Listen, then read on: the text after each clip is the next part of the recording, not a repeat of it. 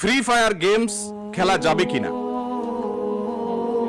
প্রথম কথা হলো, মুসলমানের জন্য গেমস খেলা, যত গেমস মোবাইলে আপনার কম্পিউটারে ইত্যাদিতে রয়েছে, এগুলো একজন প্রাপ্তবয়স্ক মানুষের জন্য, একজন মুসলমানের জন্য এগুলো কোনোটাই খেলা ইসলামী শরিয়াহ দৃষ্টিকোণ থেকে জায়েজ নয়। জায়েজ না বলতে সঠিক নয়, কারণ এগুলো সবগুলো অনর্থক কাজ। আল্লাহ তাআলা বলেছেন, ক্বাদ আফলাহাল মুমিনুন আল্লাযীনা হুম ফি সালাতিহিম খাশিউন ওয়াল্লাযীনা হুম আনিল লাগবি মুরিদুন। ঈমানদার তখনই সফল হবে, সার্থক হবে, যখন সে অনর্থক কাজ ছাড়তে জানবে।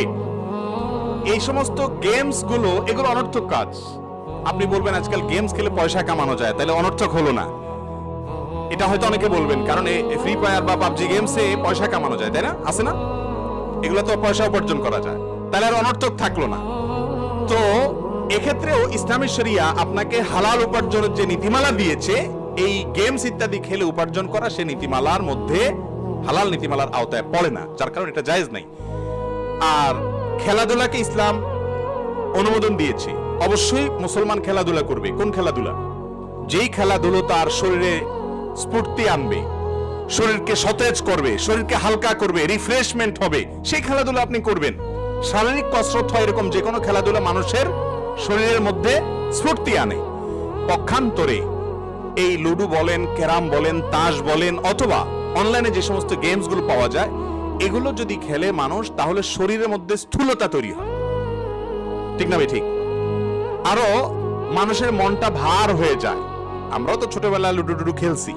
আপনি বলবেন যে জানছেন কিভাবে? টুকটাক তো খেলছি, এমন তো না, না খেলছি এমন না, তো খেলছি। তো লুডু খেলার পরে বা এই জাতীয় গেমস টেমস এগুলো খেলার পরে দেখবেন ব্রেনটা আরো ভার হয়ে যাচ্ছে। রিফ্রেশমেন্ট তো দূরের কথা, পেরেশানি লাগে, হতাশা লাগে।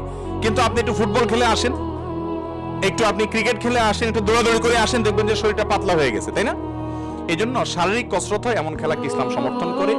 আর বসে বসে স্থূলতা বাড়বে, আরো স্ফূর্তি নষ্ট করবে, মন মেজাজ নষ্ট করে দিবে, খিটখিটে হবে, এরকম খেলা ইসলাম সমর্থন করে না। যার কারণে এই সমস্ত খেলাগুলো অনুচিত এবং নাজায়েজ। কারাহাত থেকে অন্তত খালি না, হারাম বললাম না। তবে পাবজি গেমস এবং আপনার এই ফ্রি ফায়ার জাতীয় যে গেমস গুলো আছে, এই গেমস গুলোতে অতিরিক্ত একটা মাত্রা যোগ হয়। আপনারা জানেন সেগুলোতে শিরকিয়াত আছে, এগুলোর মধ্যে শিরকিয়াত আছে, এবং সেই কারণে এগুলো কোন অবস্থাতে মুসলমানের জন্য খেলা জায়েজ না, হারাম।